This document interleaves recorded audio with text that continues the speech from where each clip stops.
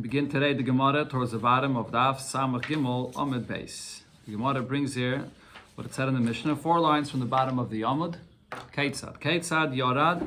Mishnah is describing the difference between a Tumah Yidua, a regular known Tumah, and a Tumah Satahayim, a Tumah that's unknown to anyone.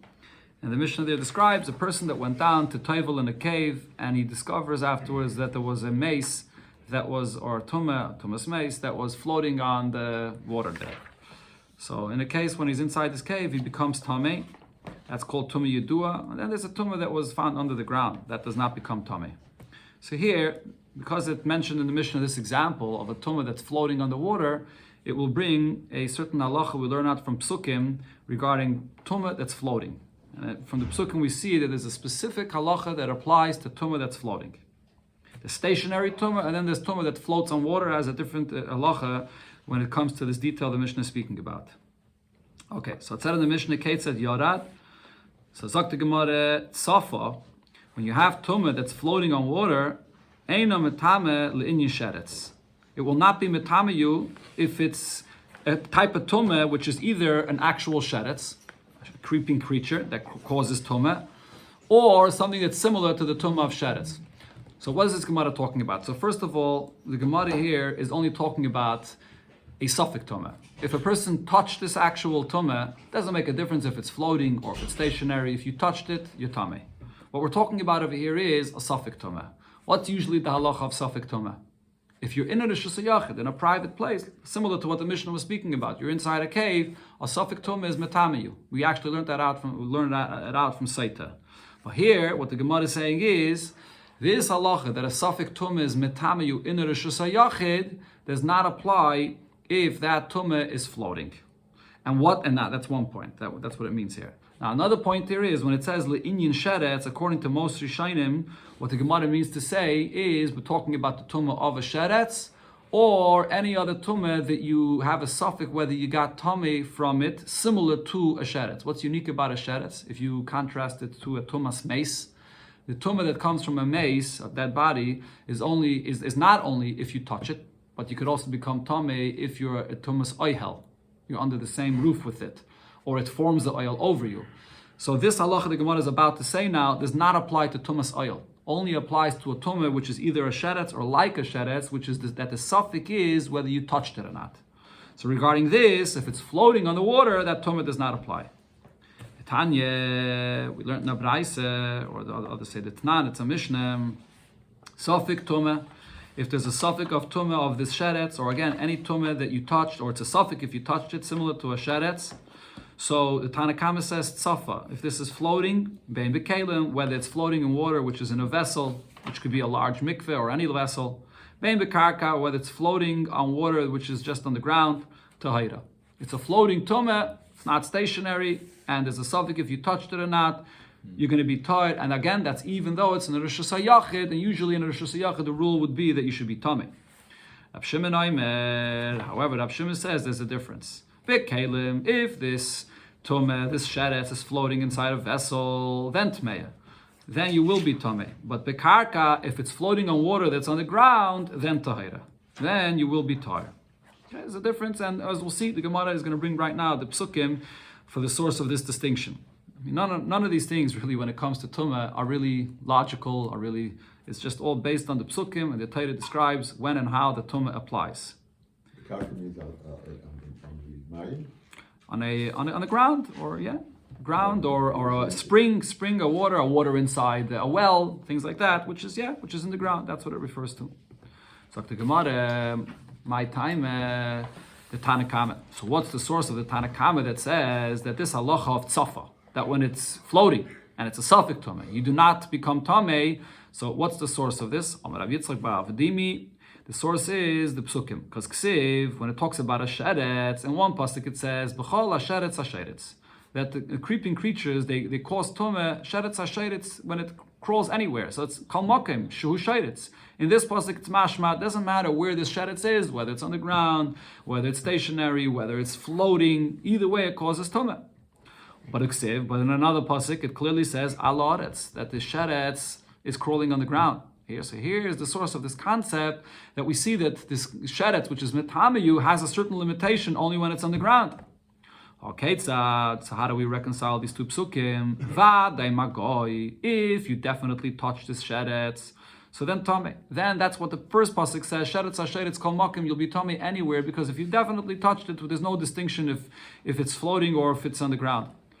But safek magoi, if it's a sheretz where there's a safek whether you touched it or not, so then I make a distinction if it's on the ground or if it's floating on the water. So then I'll say toy. Then I apply what the pasuk says. Ala oretz. Only if it's on the ground will you become tame of this, and that's because it's in a reshus yachid and the safek tumah is metame. But if it's floating, you'll be tar.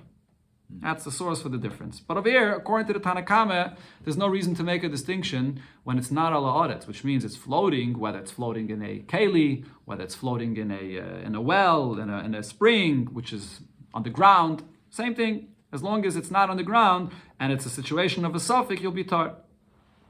Rab Shimon, my time, Rab Shimon, what's his reason that he makes a further distinction? Not only the distinction we see over here in these psukim that it matters whether it's ala oretz or not, but he makes a distinction whether it's ala oretz or whether it's floating on water, which is in a well or on the ground, or it's in a keli.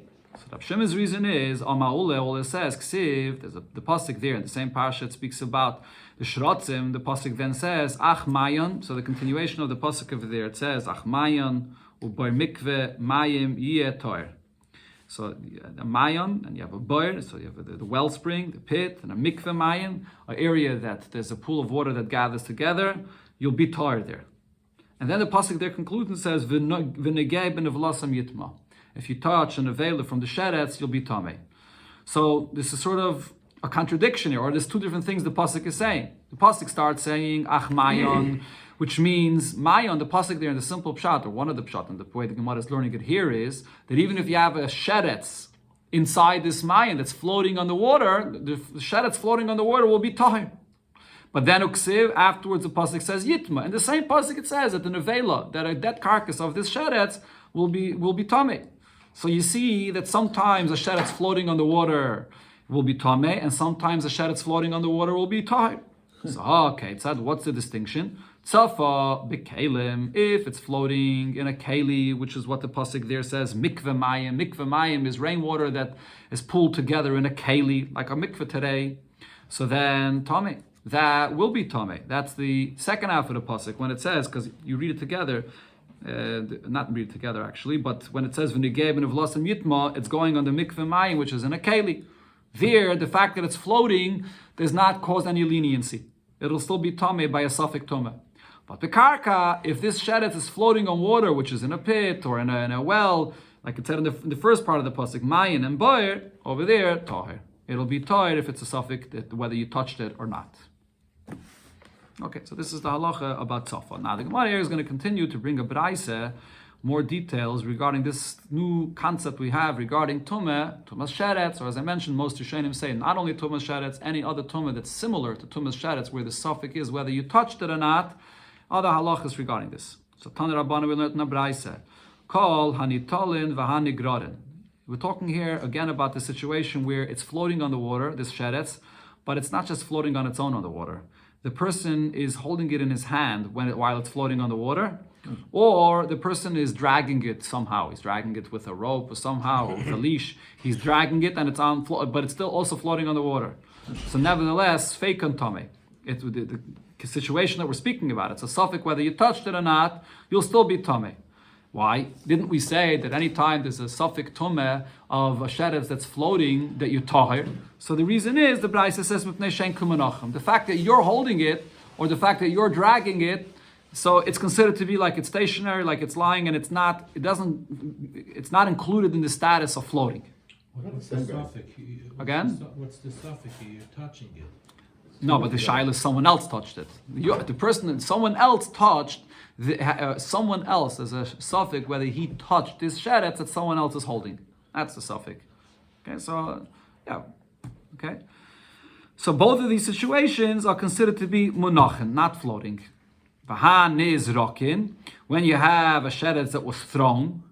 So what's the halacha of this sheretz? And while it was thrown in the air, the question is, while it was flying, whether it touched you or not. So Sveikan Toy, just like a sheretz that's floating and it's not stationary here, there's the leniency of the suffix tumah by something floating. The same will apply when it's flying in the air. There will also be the suffix tumah, and it's considered to be floating or flying. It's the same thing, and you'll be tahir.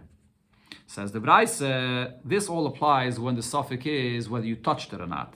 But by a mess where there's a different type of tumah of oil, just the fact that you create a tent over it or it creates a tent over you, that it won't apply.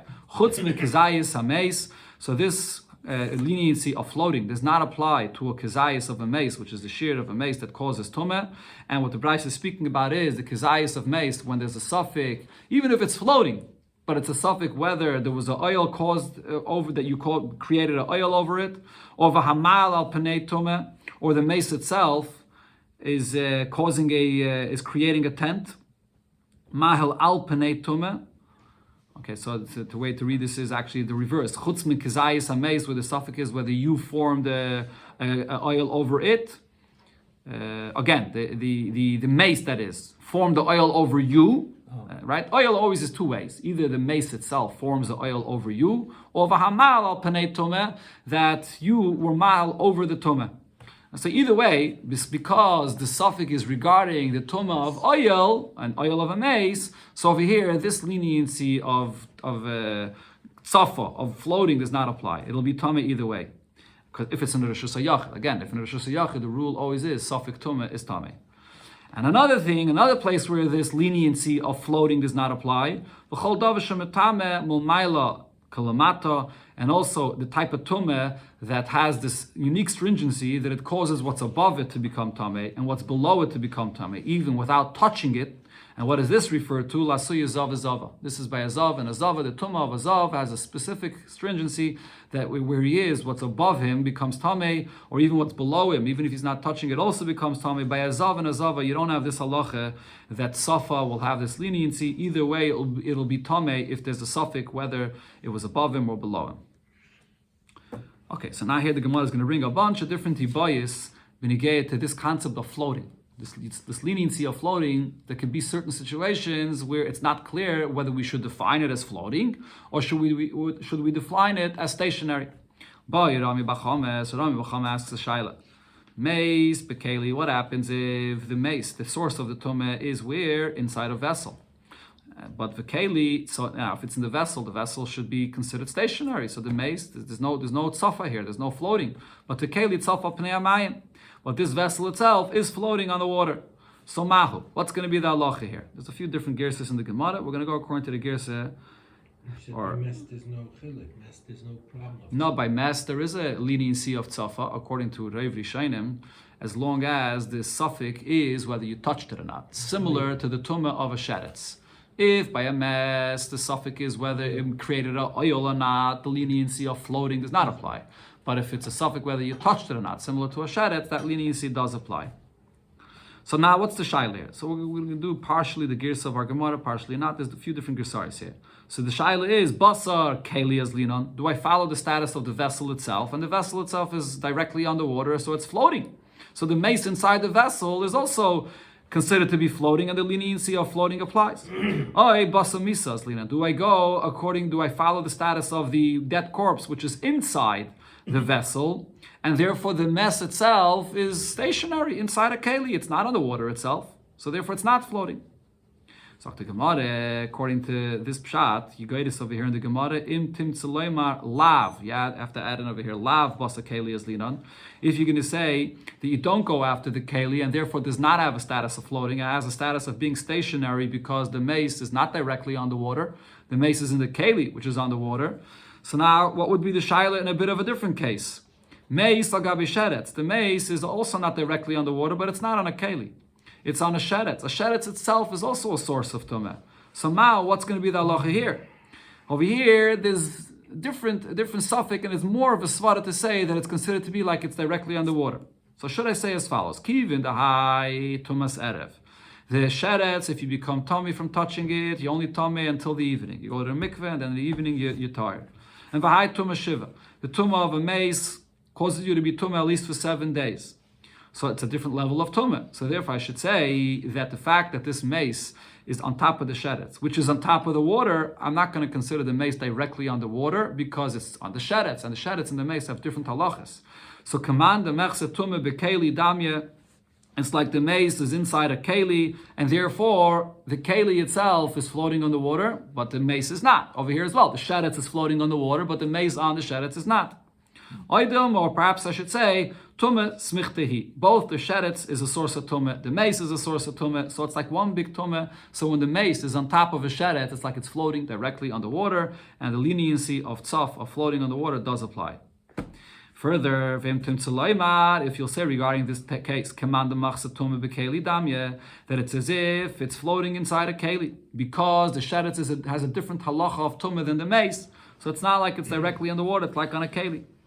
And v'tomei vadai, and therefore in such a case, it will definitely be tomei because it's not floating. It's on the sheretz, and therefore it's like stationary on the sheretz.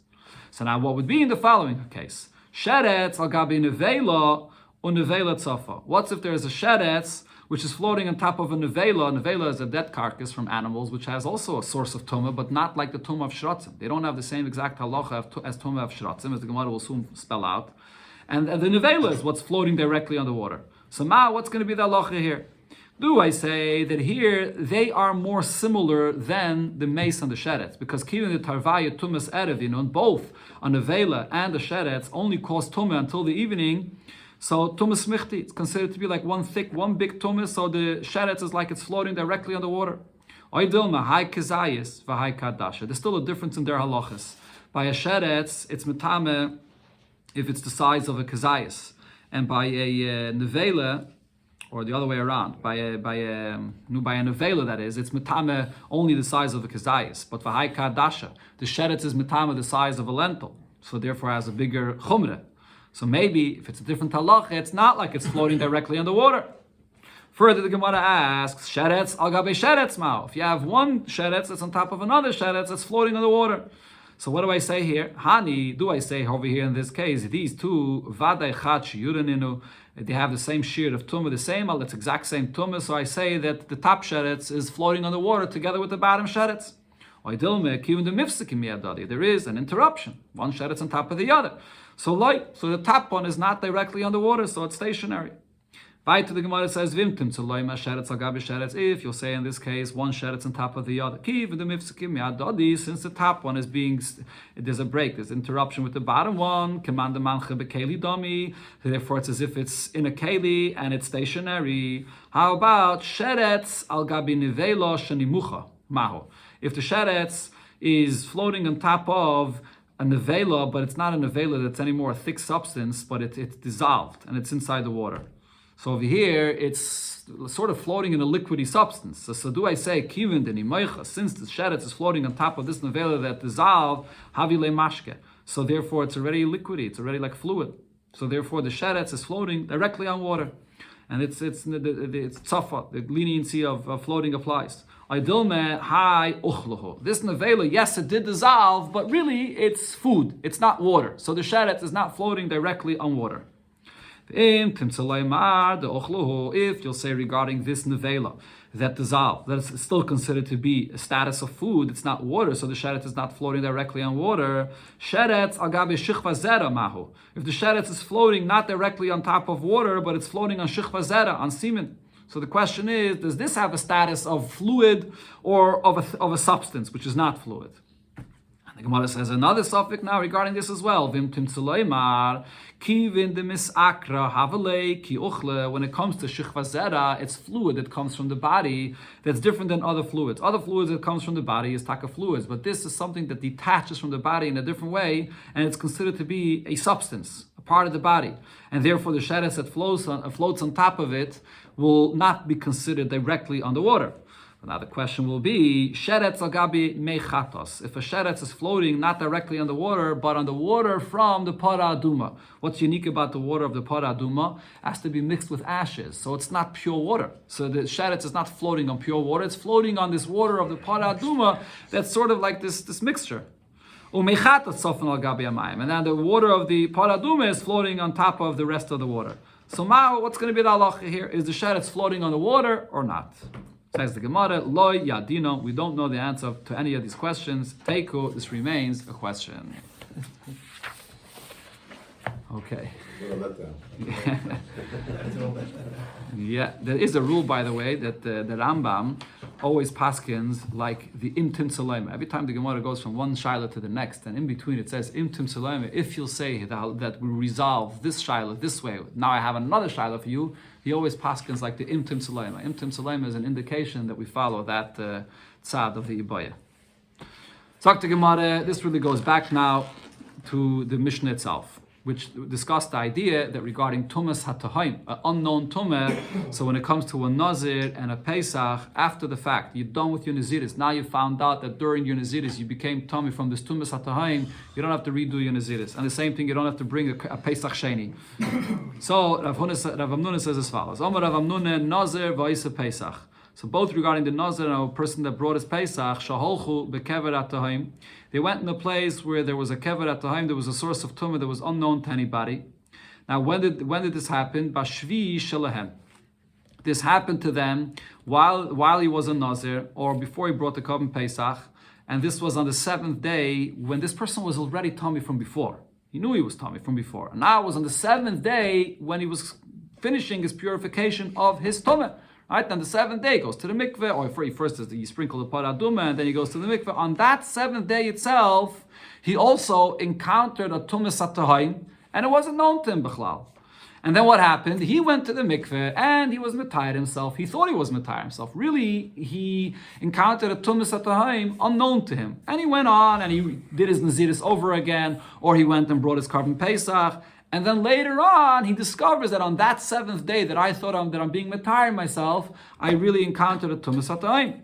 So what happens? What's the halacha? Something like that happening because it's like in the middle of a woods or the street or somewhere that was unknown. Correct. It was covered, and nobody knew about this tumah. And later, it's discovered, and he finds out about it. Okay. Says Rav Amnuna tahirem, that he'll be tahir. What does tahirem mean? Tahirem means here that he's not going to have to redo his naziris again. He's not going to have to rebring his pesach again. Because this is part of the halach of tumas hataim, as he says, my time. What's the reason for this? The le'alima tumas hataim lemistar. Because tumas hataim is a kind of tumah that's not strong enough to undo the Korban Pesach you already brought, or the naziris that you already kept before. And this is the halach l'mashmisina that we learned before in the Mishnah about this. So the Gemara asks on this. Seemingly, the Mishnah directly and clearly contradicts this. Masiv Rave, so Rave asked Rav Amnuna, what does it say in our Mishnah regarding tumas hatahaim? It says Yarad li tahir, that the Nazir that was already tamei, Yarad li tahir mi tumas hameis, and he was going down to the mikveh to be mitayr himself from the tumas hameis. So tamei, so he encounters a tumas hatahaim, he will be considered tamei. Even though we say usually tumas hatahaim does not cause a Nazir to have to redo his whole naziris, but if he encountered that tumas hatahaim when he's already tamei, so then later he discovers that there was a tumas hatahaim that he became tamei from at that point, he will be tamei. He will have to redo his naziris, and the reason is shechaskas tamei. If you encounter the tumas hatahaim when you're already in a status of tumah, the tumas hatahaim will affect you, and shechaskas tahir. But if you encounter the tumas hatahaim when you had a status of tara, then you remain tahir. You don't have to redo your naziris. Clearly, not like Rav Amnuna said. Rav Amnuna says on the 7th day. And the Gemara simply understood that Rav Amnuna is speaking about on the 7th day of his tumah, before he was mitayr himself, and then he encounters a tumas hatahaim, and it was unknown to him, that he will not have to redo his naziris. How could he say mamish opposite of what it says in the Mishnah? This is talking about before. Right, and as I said, the Gemara right now is thinking that Rav Amnuna is also talking about before he was mitayr himself, and still he said that the tumas hatahaim will not affect him. Amalei, so Rav Amnuna answers, Rave, my din loch, I will agree to you, ben Nazir shemechusa teglachas, regarding the Mishnah that speaks about this Nazir that didn't shave the hair off his head yet. This Nazir that became tamei, and he didn't shave the hair off his head yet, and he wasn't toivel yet either. Right? He didn't go to the mikveh, he didn't shave his hair, so he has a status of tumah. So if he has the status of tumah and he encounters tumas hatahaim at that time, so then the tumas hatahaim will affect him, even if he only finds out about it later, because he was in a status of tumah, he will have to redo his whole naziris. But basically what the Gemara is saying is, what was Rav Amnuna himself talking about? on the 7th day of his Tara, and he already went to the mikveh on the 7th day, and then he encountered the Tumas Atahayim. So then, and at that point, the Tumas Atahayim will not affect him. He won't have to redo his Naziris again. If it's on the 7th day and he already went to the mikveh, so what's the chiddush of Rav Amnuna? He already went to the mikveh, he's already tired. So what's his chiddush? So we'll see in a moment here in the Gemara what the chiddush is. Amalei Rave, so Rave says to Rav Amnuna, that's what you meant. So I agree to you as well. Va'isa Pesach, that if this comes up regarding a Pesach, the truth is that it's the same as regarding a Nazir. Taisus of here is actually good in the Gemara. I agree to you, whether it's a Nazir, whether it's a Pesach, that if it's on the 7th day of his Tumah, and he already went to the mikveh, so he's already tired, that is, because of the mikveh, so he's not lacking anything. He's already tired. And now he encounters a Tumas Atahayim that was unknown to him, and he finds out about it later. He's not going to have to redo his Naziris or bring his Korban Pesach again. So Abaye, but Abaye says, no, there is something still missing here. What is that? Even on the 7th day, you already went to the mikveh, you're totally pure, but the purity is not complete until sundown. So there's still sort of a remnants of the tumah on that day. So maybe we should apply the rule that it says in the Mishnah that if you're becheskas tamei and you encounter tumas atahayim, that you will have to redo your naziris or your pesach. Amalei, so Rava answers and says, Shimshe memela arve. This, that he has to wait until sundown, that's not considered to be something that's lacking in his tara, because the sundown is something that just happens automatically. So since there's no action required of the person himself anymore to be metired himself, so that's not considered to be something that's lacking in his tara, and therefore, at this point, if he encounters tumas atahayim, he's already in the status of cheskas tara, and he won't have to redo his naziris or pesach. Says the Gemara, Vaf Abaye Hodepe. Abaye retracted from his question as well, even though originally Abaye had asked that because there's still had of shemesh lacking, so therefore he's still in a status of tomeh, but still Abaye retracted this. And the Gemara brings the source where we see Abaye retracted from his question. The Tanya, we learned in a Braisa. And this Braisa is speaking about the halachas of a carbon that a woman that gave birth has to bring. What's the halachas of those the carbon that she has to bring?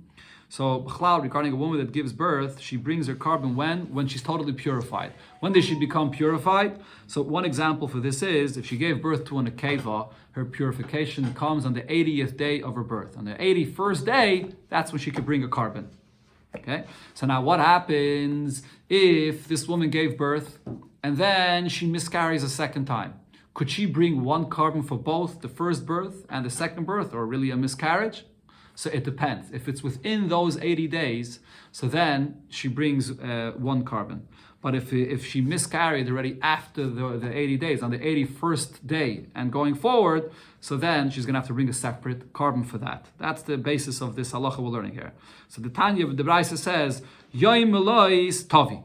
If she miscarries after the first birth, and it's on the Yom Elois. Yom Elois means the days when all of her days that she was waiting to be metired herself are up.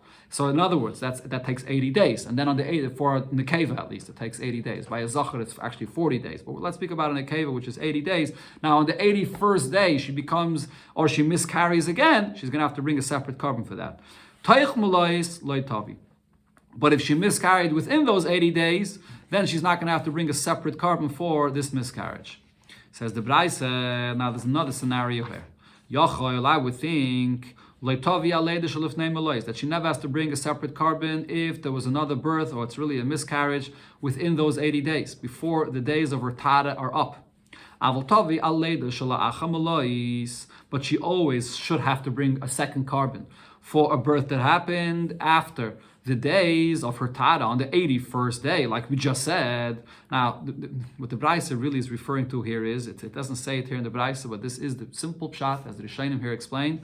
It's speaking about a woman that actually miscarried a second time. She gave birth, she miscarried once, and then she miscarried, and the first time she miscarried, it was within the first 80 days. So for the first time she miscarried, because it's within the first 80 days, she doesn't have to bring a second carbon. But now she miscarried a second time, and the second time she miscarried, it was after the 80 days of the first birth, but it wasn't after the 80 days of the second birth, or really the first miscarriage.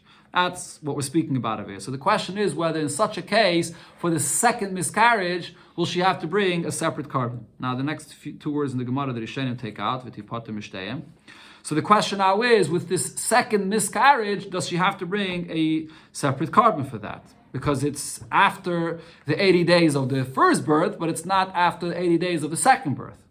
Talmud Loimar, so the pasuk says, "Uvim lois yemei tara."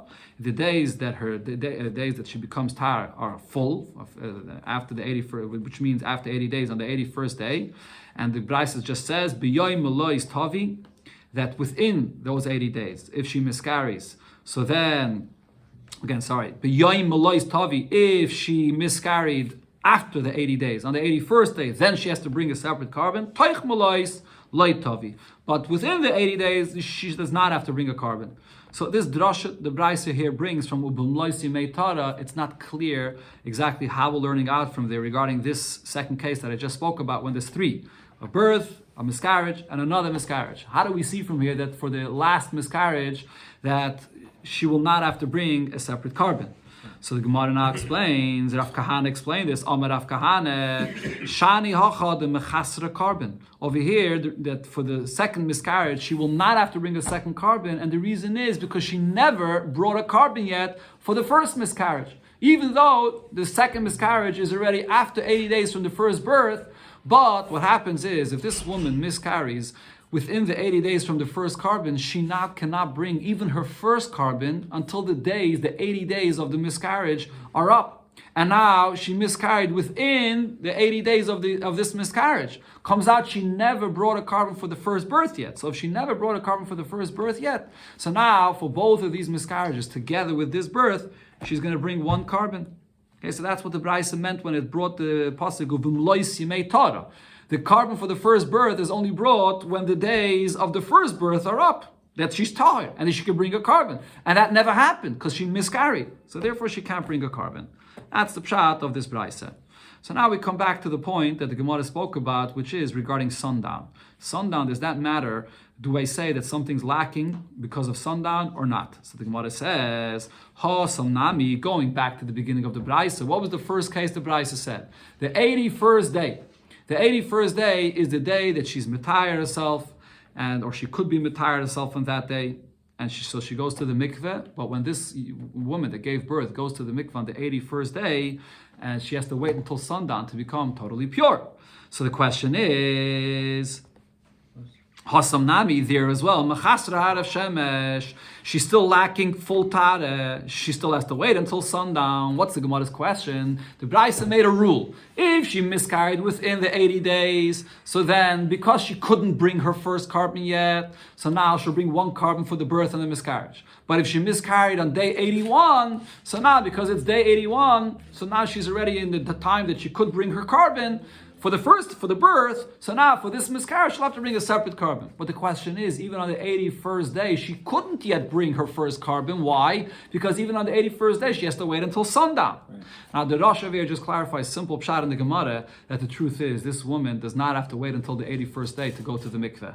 A woman, after she gives birth for an nekeva, on the 14th day after her birth, she already could go to the mikveh to be mitayar herself. She still has to wait until the 80th day to bring the carbon, but she can go to the mikveh from the 14th day forward. So what's the Gemara saying here? The Gemara is saying, yes, she could go to the mikveh from the 14th day, but as far as the carbon is concerned, she doesn't have to go to the mikveh then. If she wants to bring her carbon, she can wait to go to the mikveh until the 81st day, which is the day that she now could bring her carbon. So over here, it's possible that she didn't go to the mikveh until the 81st day, and now she won't be able to bring her carbon until the evening. So how does the Brisa say that if she miscarried on this 81st day, that she has to bring a new carbon, if possibly she went to the mikveh today, and sundown didn't happen yet? So she couldn't bring her carbon for the first birth yet. And on this, Abaya answered, Shimshim Memela Arva. The fact that we're lacking sundown, that doesn't matter, because the sundown just happens on its own, and therefore the 81st day is considered to be the day that she's tahir from the period that she had to wait, and therefore, if she miscarries on that day, she brings a separate carbon. So from here we see that Abaya held that waiting for sundown is not something that's lacking in an action that the person has to do regarding the Tara, and therefore, it's a separate carbon that has to be brought for that day.